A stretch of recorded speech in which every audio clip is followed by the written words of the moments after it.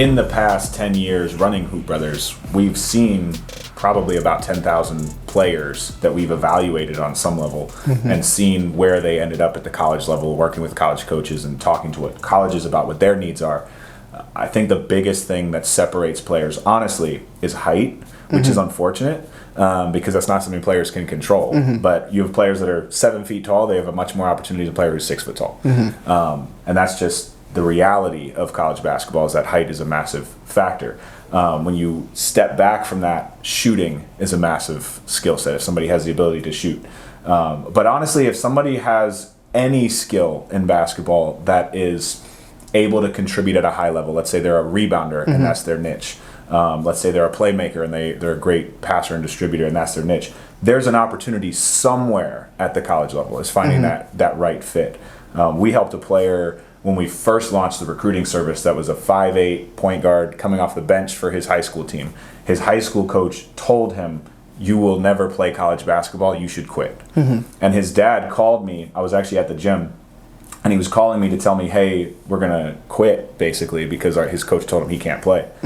And I basically told him, no, that's just one man's opinion. Like, I respect that his coach says that, but I think we actually have some opportunities here, even though he's a bench player for his high school team, even though he's a 5'8" point guard. And he went on to get a scholarship to an NAIA school. It was an NAIA Division II school. He had several offers and ended up playing a role in that team because he was able to contribute as a playmaker and he was a great student. And so colleges are looking for players that can play a role and have great academics. And it doesn't matter if you've been under-recruited or you're not being seen by college coaches. It's about finding the right fit for you.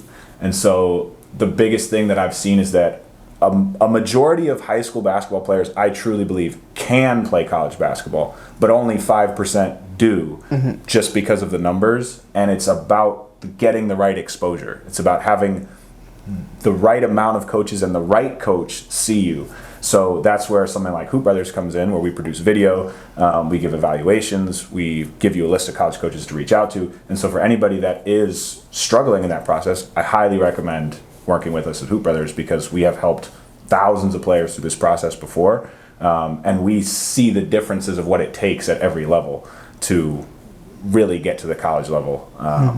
And players have to be humble in that too, and recognize that you're not just a Division I athlete or bust. You've got to be open-minded about the opportunities there.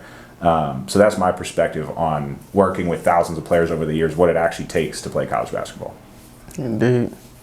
I just want to give one take on going in the game and like really making, because a lot of what basketball is mental. So this was something that somebody told me, and this is why I was able to become the defensive player. Was basically, again, control what you could control, and defense was something I can control. You know, it's one of the things you can make less mistakes about. You just gotta, pay attention to what you're doing. So just to piggyback off that, I know there's certain skills you could definitely have, but find that skill that you really want to control and commit to it, and you can really separate yourself from the other players. Also, another trick I was told was, everybody can't be a scorer, but your mental going into a game, and if you want to really score, just try to score 5 points a quarter. This is probably off topic, but try to score 5 points a quarter. And I'm telling you, what he told me was like, you really think somebody could stop you from scoring 5 points a quarter? And now I was like, damn, you're right. So that equals 20. You're averaging 20 now, but bam.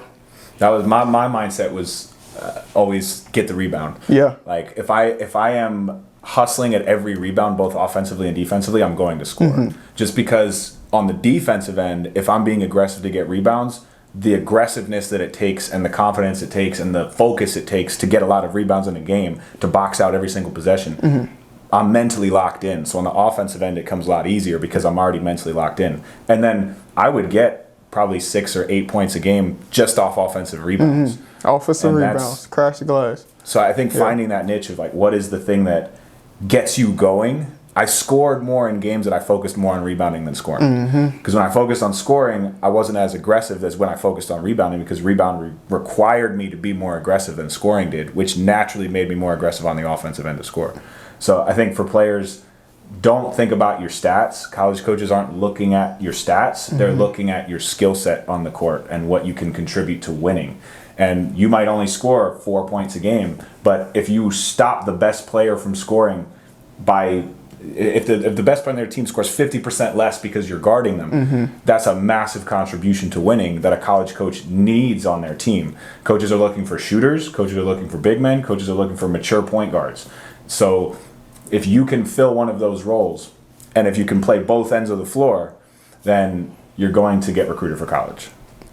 Agreed. If you guys have any questions about the college recruiting process, please reach out to us. Look at our website, hoopbrothers.com, and let us know what we should do our next video on. Is there any topic that you'd be interested in hearing more about from a college basketball perspective, high school basketball perspective, or even any current topics in the NBA? We'd love to share more. Awesome. Drop it below in the comments.